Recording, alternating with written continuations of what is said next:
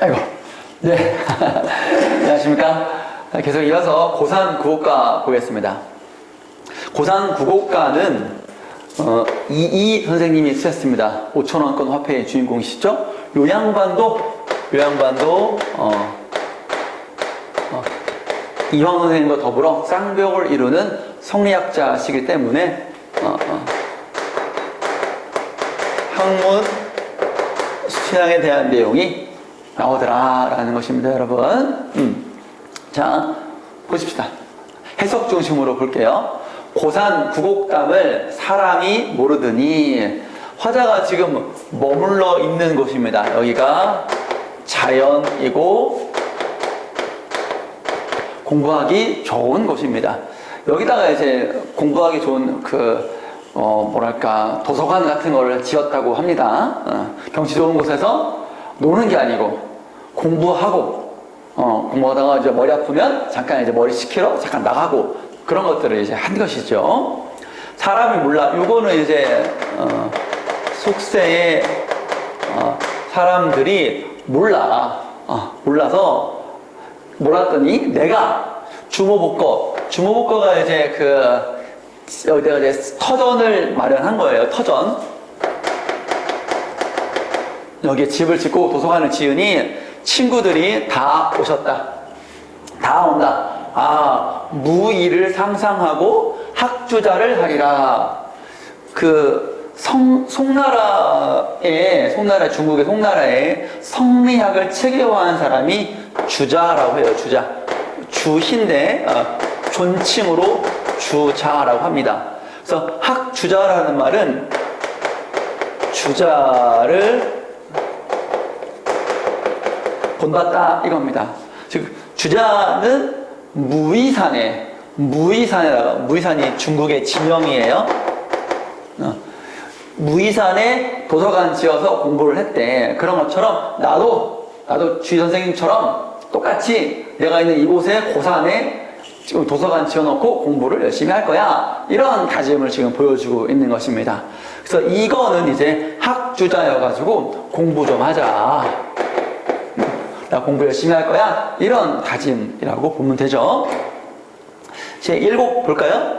1곡은 어디 메고, 이렇게 첫 번째 골짜기인 겁니다. 첫 번째, 어디 메고, 이 주변에 이제 고산 구곡의 경치를 지금 보여주고 있는 것입니다. 소리가 들어갔네요. 미안합니다. 네, 지웠습니다. 1곡 어디 메고는 볼 필요 없고요. 관암에 해가 비친다. 바위입니다.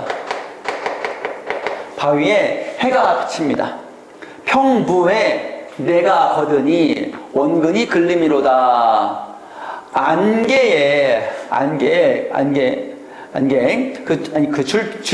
주변의 경치에 안개가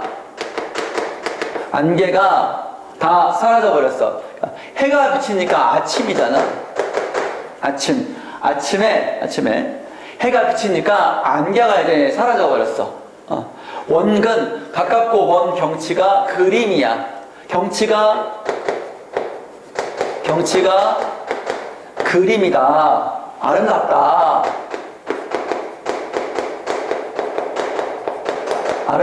이렇게 말하면 되겠죠.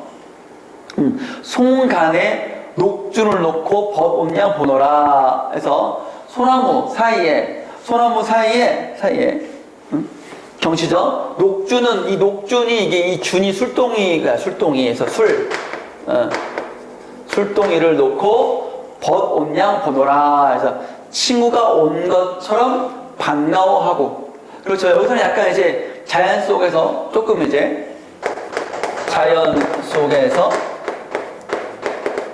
풍류를 즐긴다라고 보시면 되겠죠? 네. 그 다음에 두 번째 곡 봅시다.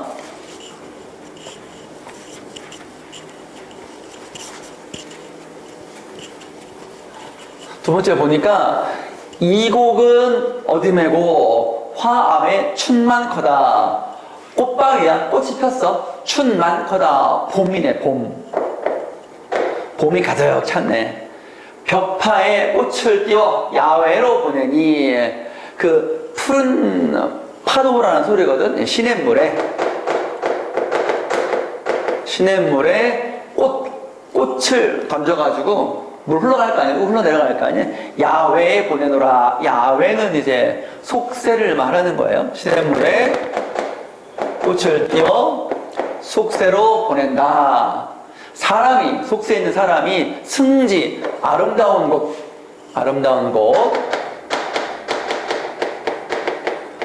것을 모르니 알게 한들 어떠리. 아름다운 곳이 바로 여기죠. 고산 구곡의 이야기죠. 알게 한들 어떻겠느냐 해서 나 혼자만 여기서 경치 좋은 곳에서 공부 열심히 할 게 아니라 다 같이 와서 공부 열심히 하자. 이런 얘기를 하고 있는 것이죠, 여러분. 네, 그 정도 하시겠습니다. 이 작품은 작가가 고산, 석담에 은거하며 그곳의 풍광을 묘사하고 이를 학문을 향한 풍광, 경치 묘사하고 학문을 향한 정진과 연기한 열수의 연시도다. 서국 1수, 본문 9수로 이루어져 있다. 서국에 무의를 상상하고 학주자를 하리라 라는 구절이 있었죠. 나타난 것처럼 시조 전반에 걸쳐 학문에 대한 의지와 자연 친화적 성격이 드러난다. 그래서 경치 좋은 곳에서 공부 열심히 한다 라는 얘기입니다. 속세를 멀리하는 것은 아니다. 속세를 부정하거나 속세를 멀리 하려는 것이 아니다 라는 것을 여러분들 꼭 이해해 주시기 바라요. 네, 그 다음에 한거 18곡 볼까요? 네, 한거 18곡 보겠습니다. 한거라는 말은 한가하게 거처한다, 한가하게 산다. 그래서 18수를 썼습니다. 4수부터 먼저 볼게요. 보니까 강호에 노자하니 성주를 발휘되고, 강호는 자연이죠. 내가 자연 속에서 놀려고 하는데 마음 한편에 임금님, 내가 자연에 있으면 곁을 못하고 임금님 곁에 못 있을 거 아니야. 충성도 못할 거 아니야. 그래서 임금님을 버린다라는 말은 임금님께 충성을 못해서 조금 걱정이 되고, 또 반대로 이번에는 반대로 성주, 임금님 즉 벼슬을 해서 임금님 곁에 있으려고 하는데 소락, 그 즐거움, 자연에 있는 즐거움을 못 즐길 것 같아도 걱정이 되고, 그리고 뭐야, 자연 속에 있자니 임금님 걱정되고, 그렇다고 임금님 따르자니 아우 놀고 싶은데 라는 그런 마음인 거야. 그래서 혼자 그 시적화형 같은 거지. 종장이 서등포는 세 글자니까 혼자 기로에 서서, 기로는 갈림길에 서서 갈 때 몰라 하노라 라고 해가지고 지금 여기서 망설이고 있는 거지. 자연 속에서 즐기느냐 아니면 임금님 계신 속세로 가느냐, 이것이 문제로다 라는 그런 고민을 하고 있습니다. 네. 그 다음에 8수 볼까요?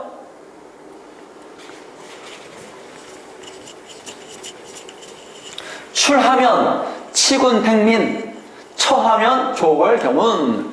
그 사대부들은 여러분, 양반, 사대부, 우리가 흔히 양반, 사대부라고 하죠. 그래서 사대부는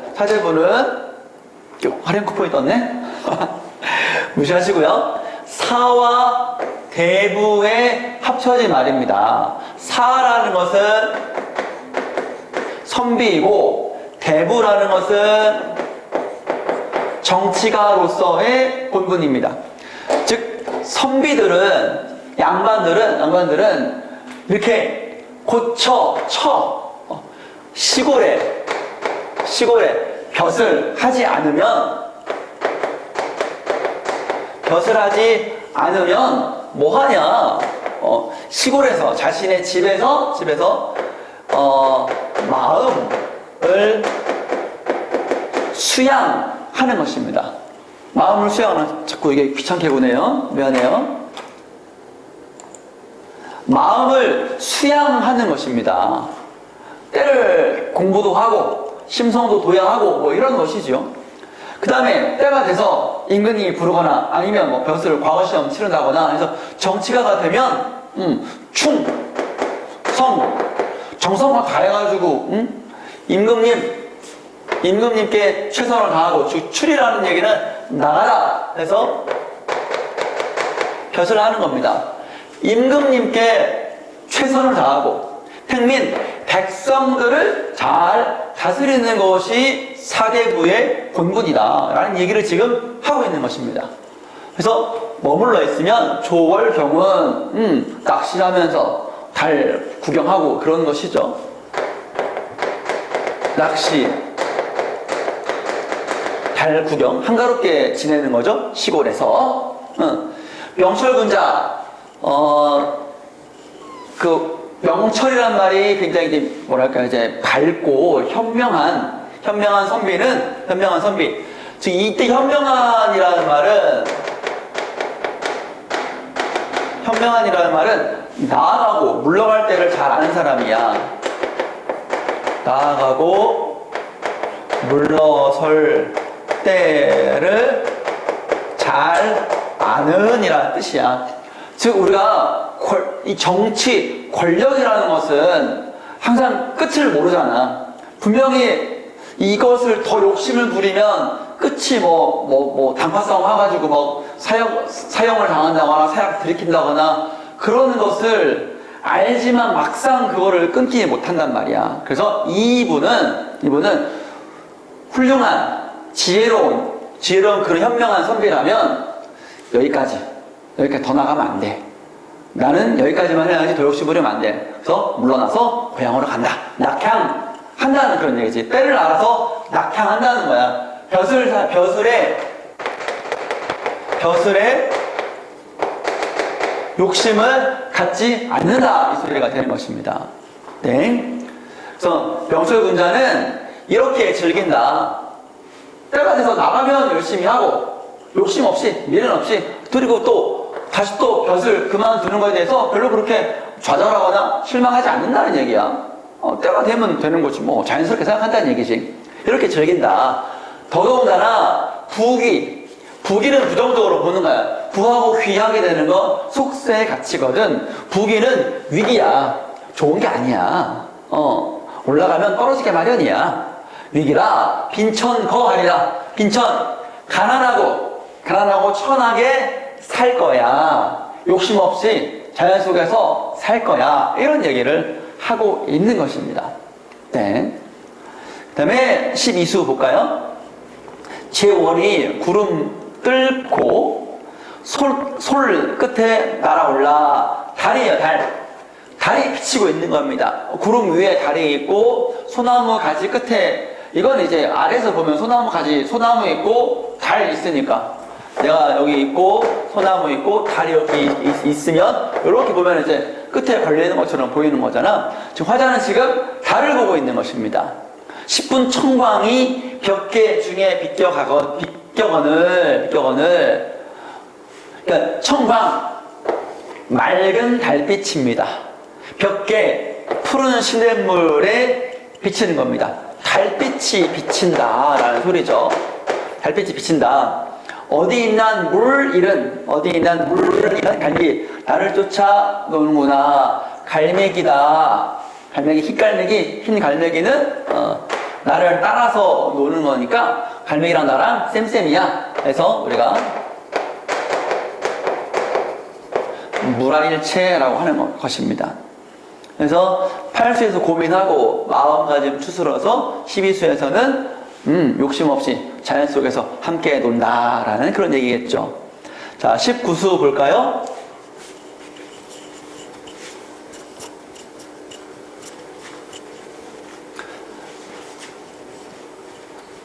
네. 간에 누워서 강수 보난 뜻은 강 주변에 누워서 강의 물을 본답니다. 강의 물을 봐. 물. 흐르는 물을 봅니다. 서자 여사하니 백세인달 몇 근이료. 이제 보면 강물이 쉬지 않고 흘러가는 겁니다. 물을 딱 흘러보면서 강물이 막 이제 막 흘러가. 쉬지 않고 막 흘러가요. 백세인들 몇 근이료. 백세, 100년의 시간이 지나도 얼마이겠느냐, 몇 근이냐, 얼마이겠느냐. 그래서 이거는 뭐냐면 강물이 흘러가면서 끊임없이 흘러가는 게 얼마나 많겠느냐. 그러니까 이제 물이 이제 흘러가는 물의 양이 얼마나 많겠어. 그래서 흘러가는 물이 자연스럽게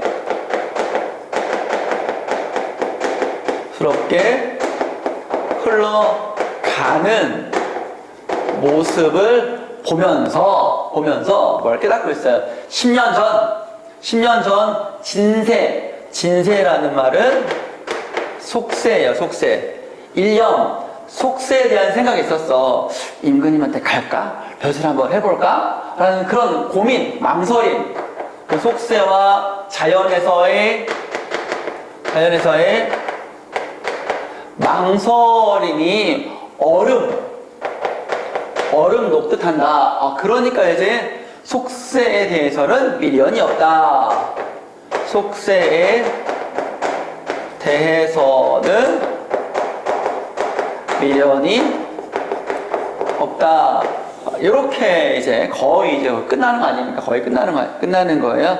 그래서 이렇게 이제 마지막에 이제 자연에서 함께하는 그런 삶을 이야기하고 있다라고 보시면 되겠죠. 좋습니다. 그랬고 설명 한번 볼게요. 이 작품은 총 19수의 연시조다. 벼슬길과 은거생활. 벼슬은 출이고 은거는 처라고 했죠. 출처. 갈등에서부터 속세의 미련을 버리고 강호의 풍요, 자연이죠. 은거생활이죠. 풍요를 즐기며 살아가는 모습을 그려내고 있다.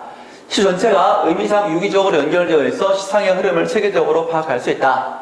작가는 평생 자연에 머물며 자신의 유학자적인 이상을 펼치고자 했던 전형적인 처사, 사대부죠. 머물러 있는 서대부, 시골에 정치적 실패나 벼슬 같은 쓰라린 체험 없이 스스로 은거하여 치사한적, 용어 알아둘까요? 치사한적, 벼슬에서 물러나 한가하게 지내는 겁니다. 치사한적의 감회를 노래했습니다. 네, 여기까지 한거 18곡에 대한 설명이었고요. 그 다음에 평시조 몇 수 공부해 보도록 하겠습니다. 삭풍은 나무 끝에 불고 명월은 눈 속에 잔대. 차가운 바람이에요. 차가운 바람, 매서운 바람.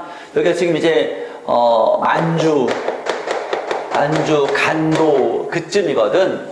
이거 쓴 분이 김종서 장군이라고 저기 조선시대 때 세종대왕의 명을 받들어서 뭐 사군 개척한 그분이야. 지금 압록강 근처야.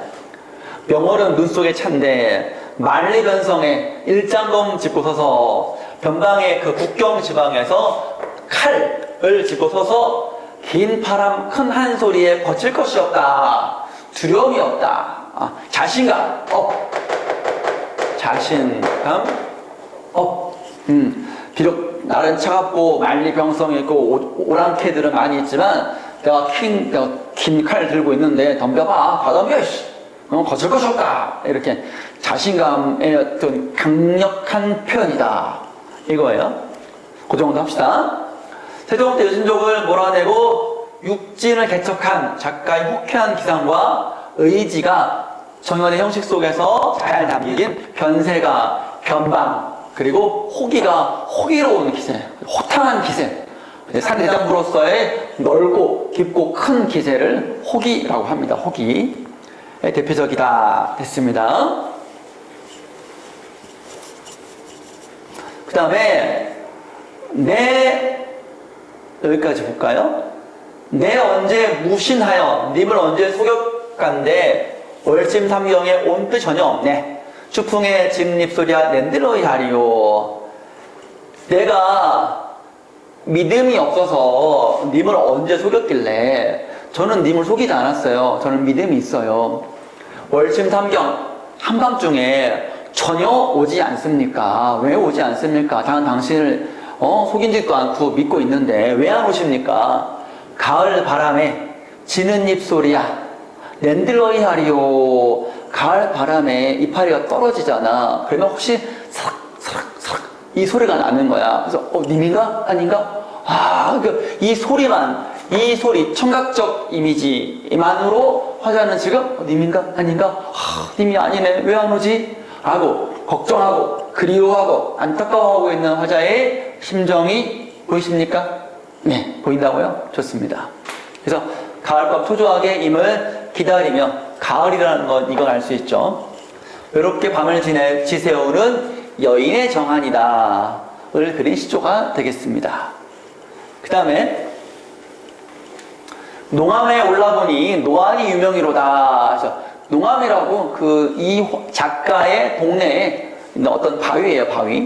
바위에 올라보니 노안이 늙은 눈이야. 그래서 늙어서 이제 나이가 들어서 고향에 오랜만에 온 거야. 벼슬 하다가. 그래서 화자의 상황이 지금 나이가 좀 들었다. 오히려 밝다. 이 유명이 오히려 밝다. 보통 나이가 들어서 바라보면 잘 안 보이잖아. 침침하고. 근데 오랜만에 농암에 딱 가서 고향의 모습 봤더니 너무 새로워서 너무 아름다워서 눈이 번쩍 뜬 거야. 번쩍. 쌤 눈이 좀 작지? 눈이 번쩍 뜬 거야. 인사 이 변환들, 사람의 이런 변환들 대조적으로 산천이 따라가실까? 자연은 변함이 없다. 그래서 인간과 자연이 대조해서 자연의 변함없음. 사람은 변하지만 나는 늙었지만 내 고향의 아름다운 자연은 변함이 없잖아. 이거에 대한 얘기죠. 암전에 바위 앞에 모수모구 물 언덕이 어제 본 듯하다. 어제 젊은 날에 봤고 이제 봤는데 자연은 변함이 없어서 마치 어제 본 것처럼 아름답고 생생하다라는 그런 얘기 아니겠어? 네. 속세를 떠나 벼슬 그만두고 자연 고향으로 돌아온 작가의 심경이다. 긍정 부정 완전 긍정이지. 완전 긍정적인 심경이겠지. 그렇죠? 눈이 번쩍 뜨고 어제 본 듯 막 반가우니까 아름다우니까 그렇게 보시죠. 그 다음에 오륜가라고 주세붕 선생이 쓴 오륜가예요. 아까 우리가 도산 12곡에 이황 선생님이 쓴 거 있잖아요. 그거는 이제 그나마 좀 문학적인 형식이 좀 있잖아. 은근슬쩍 이제 자연 속에서 공부 열심히 하자를 담고 있잖아. 근데 이 오륜가 같은 경우는 오륜이 바로 삼강 오륜할 때 그 오륜이에요. 유교적 가치에 대해서 양반 사대부가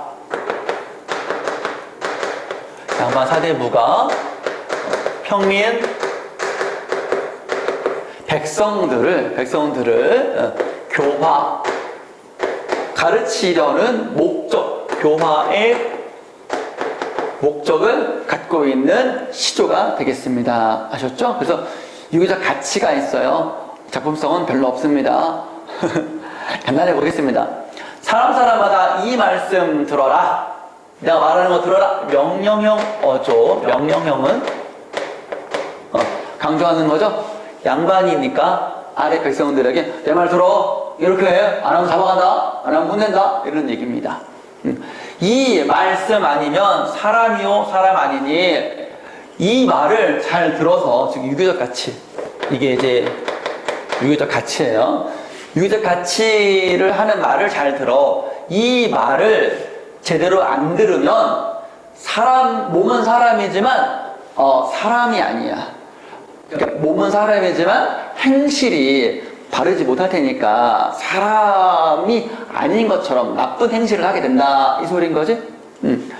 몸은 사람이지만 유교적으로 행동 못하면 그건 인간이 아니다. 라는 그런 것들. 못된 짐승 같은 아주 그냥 유교도 모르고 어른들도 모르고 인륜도 모르는 그런 아주 그냥 짐승만도 못한 인간이 된다 이런 얘기지. 이 말씀 잊지 말아라. 배우고야 말으리라. 꼭 배워라. 응? 내가 잘 알려줄 테니까 꼭 배워야 된다. 알았지? 라고 처음에 당부의 말을 딱 협박적으로 똑바로 해. 너 이거 안 하면 사람 아니야. 알았지? 꼭 배워. 알았지? 이렇게 얘기하는 것입니다. 첫 번째 무슨 얘기냐? 이수. 아버님 날 낳으시고 어머님 날 기르시니 부모님 아니시면 내 몸이 없을 거다. 이 덕을 갚으려 하니 하늘 끝이 효도의 가치를 얘기하고 있습니다. 엄마 아빠한테 잘해야 되죠?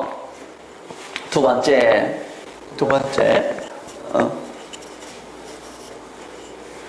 종과, 이거는 종이에요. 종. 한것은 주인입니다. 신분제 사회였으니까. 종과 신분을 종과 주인을 누가 만들었냐? 벌과 개미. 얘네들은 이제, 개미는, 집단 사회고 여왕 개미가 있으니까 신분제 사회잖아요. 인간과 어떤 유사한 면이 있죠.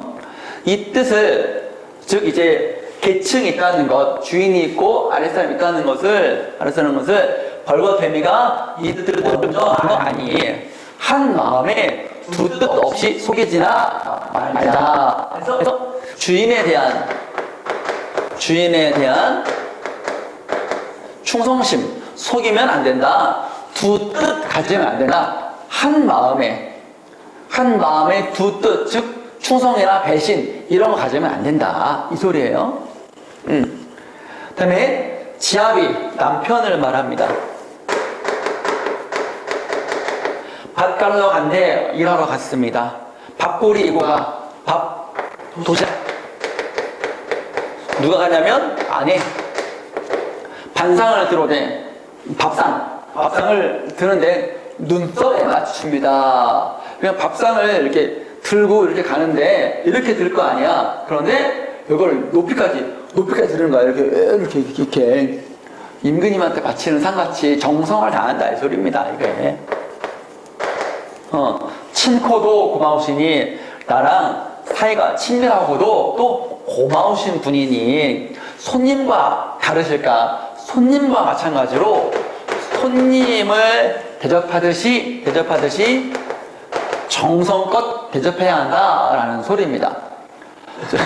지금 여성 학생들 이제 기분 나쁠지 모르지만 옛날에는 그랬으니까 이제 부부간에 유별이 있다.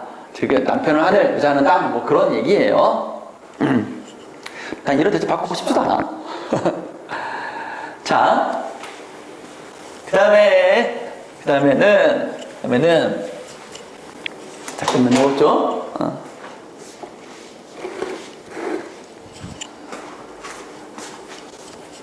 형님, 자씨는 잡수신 젖을, 누구의 젖을? 엄마의 젖을.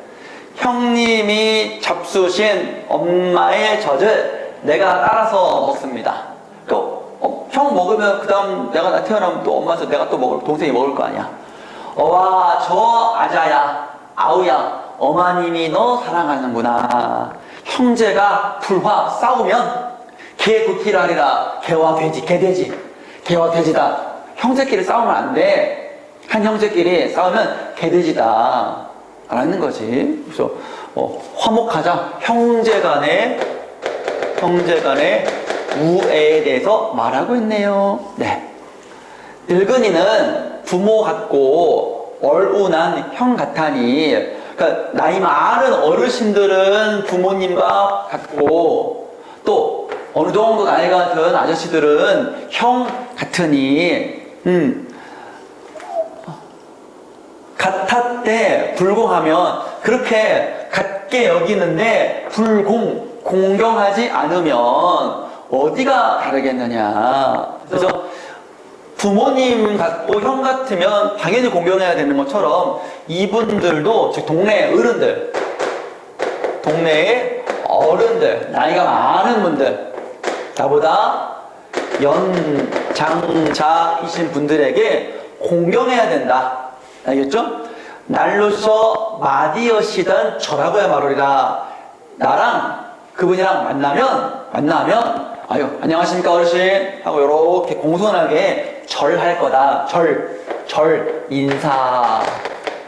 만나면 인사할 거야. 정성껏 공경의 마음을 담아서 이렇게 인사할 거야 라는 그런 다짐입니다. 이 정도. 그래서 유교적 가치에 대해서 양반이 백성들에게 일깨우고자 이런 시조 스타일의 형식으로 썼다, 이렇게 이해하시면 좋겠습니다. 이 작품은 서시를 포함하여 모두 육수로 이루어진 연시조다. 삼강오륜의 유교 사상을 노래로 표현하는 교훈적이고 도덕적인 시조이다. 양반이 평민에게. 그 다음에 볼까요?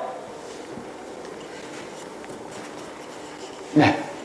두류산 양단수를 네 듣고 이제 보니, 두류산은 지리산, 아름다운 경치가 있는 곳이지요. 빼어난 물을 옛날부터 듣고 소문으로, 거기 봐, 예쁘다더라, 멋있다더라, 옛날부터 듣고 이제 와서 눈으로 보니 도화뜬 맑은 물에 산영부차 잠겼구나. 그래서 도화하면은 복숭아꽃이어가지고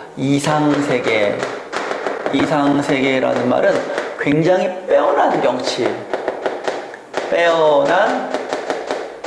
경치가 되겠습니다. 도화뜬 맑은 물에 산 그림자조차 잠겼구나. 물에 꽃도 펴내려오고 산의 아름다운 그림자도 산 그냥 봐도 멋있는데 그 그림자도 또한 물에 잠겼어. 그러면 이거 본래 산도 보고 빛이 그림자도 보고 굉장히 파노라마처럼 보는 거 아니야. 얼마나 멋있겠어. 멋있다.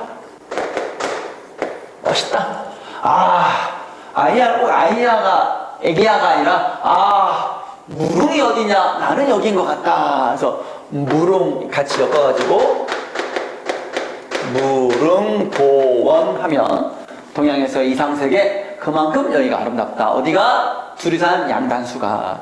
그래서 어디냐, 나는 여긴 것 같다 해서 문답법도 하나 같이 눈에 보이니까 알아둡시다. 그래서 두리산 양단수의 편안한 경치에 대해서 묘사하고 있다. 수차례의 관직에 부름도 마다하고 자연 속에 파묻혀 살았던 작가가 지리산을 신선히 사는 경치, 빼어난 경치의 대명사인 무릉도원에 빗대어서 그 아름다움을 예찬하고 자연에 귀의한 은둔자로서의 자신의 삶을 노래했다. 이분이 남명 조식 선생님이신데 한 번도 벼슬에 나가지 않았어요. 그만큼 실력이 없어서 그러냐? 아니에요. 실력이 뛰어났어요. 그럼에도 뜻한 바가 있어. 공부해야 돼. 후학을 양성해야 돼. 해서 벼슬에 나가지 않으셨다고 합니다. 네. 계속 이어서 볼까요? 말 없는 청산이요. 산은 말이 없어. 과목, 신종의 청산은 유수, 물은 태가 없어. 꾸밈이 없어. 모양이 없어.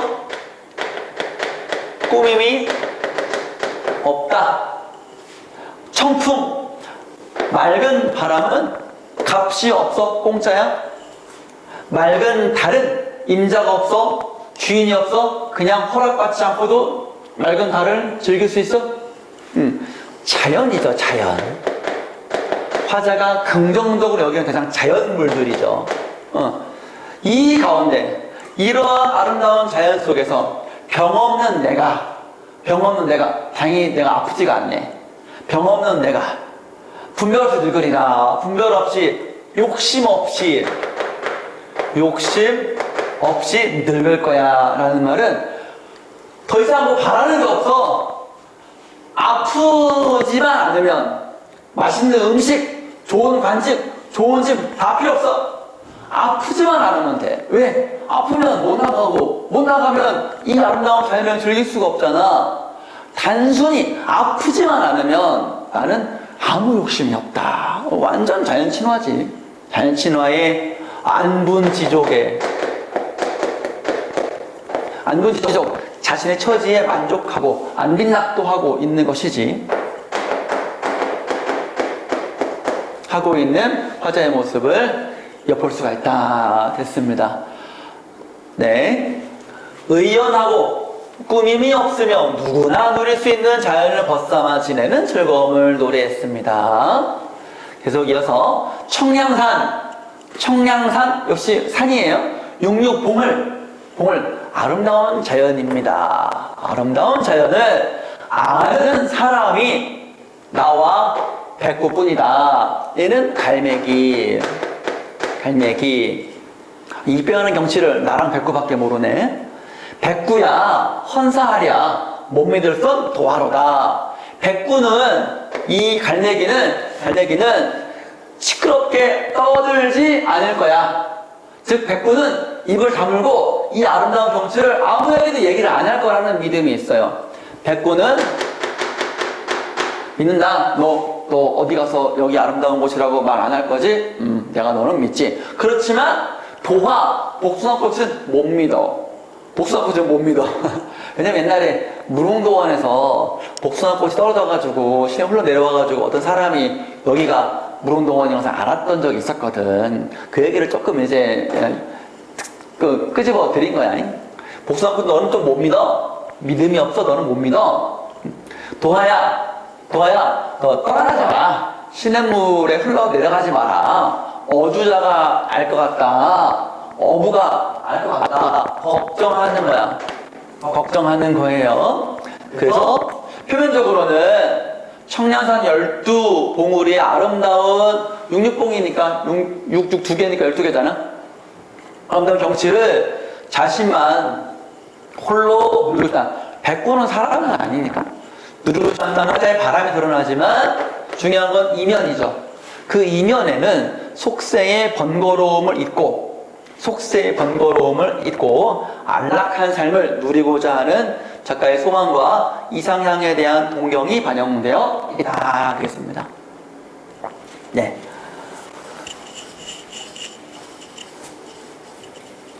그 다음에 마음이 어린 후니 하는 일이 다 어리다. 이 어리다가 어리석다예요. 어리석다. 내 마음이 어리석으니 내가 하는 일이 다 어리석어. 무슨 어리석음을 일을 좀 저질렀나 보네. 만중운산에 아주 깊은 산골짜기에 어느 님이 오겠냐마는, 화자가 지금 깊은 산골짜기에 있어가지고 님이 올 거라고 생각을 안 해. 근데 뭔가 어리석은 일을 저질렀나 봐. 끝까지 봐야 되겠니? 지는 잎 부는 바람이 불어서 이파리가 떨어지면 소리가 날 거 아니야. 사크락 소리가 나겠지. 행여 긴가 하노라 님인가 하노라 해서 종합적인 그림을 그려보세요. 화자가 있습니다. 만중운산에 있어요. 내 마음속으로 이미 난 깊은 산골짜기에 있으니까 님이 안 올 거야 라고 마음 먹고 있는데 사크락 그러니까 혹시 님이 왔나? 뭐야 어리석게도 안 올 거 뻔히 알면서 내가 왜 했어? 그리움이죠. 님에 대한 간절한 그리움을 이렇게 표현했네요. 누굴까요? 유학자입니다. 유교학자 작가 서화담이에요. 사제지간, 스승제자지간으로 지내던 황진이를 기다리며 지은 시조입니다. 그래서 공부도 하려고 황진이랑 잠깐 이별하고 산골짜기로 들어갔는데 그리운 거야. 끊을 수 있을 생각 안 할 수 있었는데 안 할 줄 알았는데 생각이 난 거지. 그래요. 서경덕이 있었다. 아이고 화담 서경덕이에요. 서경덕, 호는 화담, 줄여서 서화담이라고도 하죠. 그래서 그렇게 쓴 거야.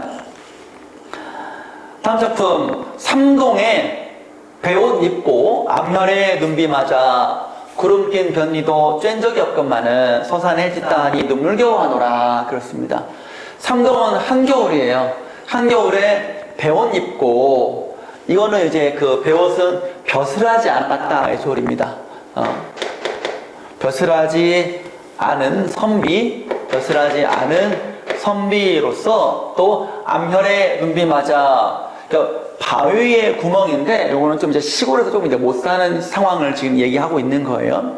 눈비를 맞아 구름 낀 변리도, 구름 낀 볕에서 햇볕이거든. 여기서 말하자면, 그러면 화자는 벼슬하지 않고, 그러니 자연스럽게 임금의 은혜를 아주 조금도 입지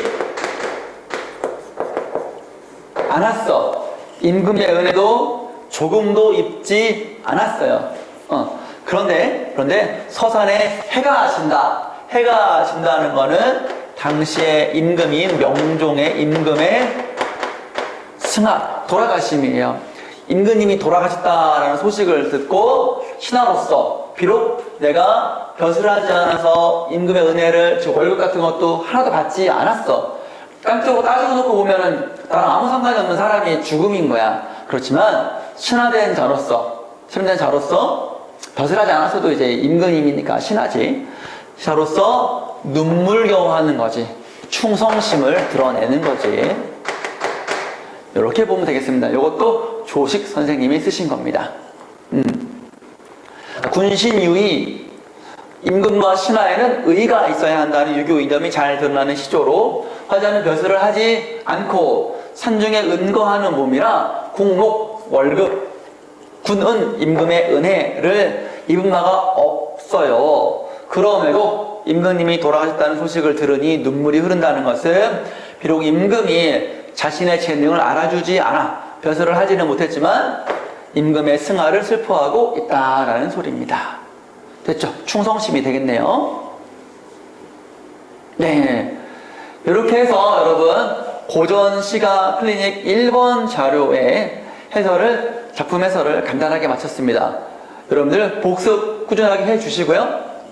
그리고 앞으로 쌤이 틈틈이 계속해서 이제 고전 시가의 해석에 도움을 드리고자 클릭 자료 2번, 3번 계속해서 쌤이 해설 강의를 촬영할 테니까요. 여러분들도 힘내시고 꾸준하게 따라와 주시기 바랍니다. 그리고 궁금한 점은 댓글을 이용하거나 아니면 학원에 오셔서 쌤한테 직접 물어봐도 괜찮고, 아니면 쌤 핸드폰 번호 여러 가지 다양한 방법으로 반드시 궁금한 걸 해결하시고요. 언제든지 쌤이 여러분들의 물음에 응답하겠습니다. 자, 여러분 그럼 그동안 수고 많았습니다. 다음 강의로 또 만나게 돼요. 또 만납시다. 안녕히 계세요.